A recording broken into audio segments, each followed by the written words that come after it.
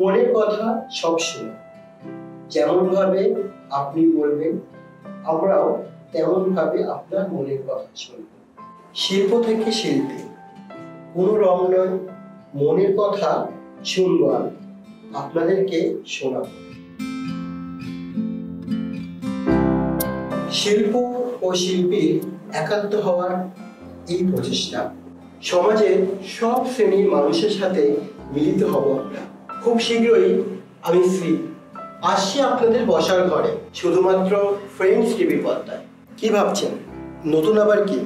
কথা দিচ্ছি কিছু অন্য রকমের নতুন স্বাদ পাবেন। আসছে দাস এন্ড কোম্পানি, দেখতে থাকুন।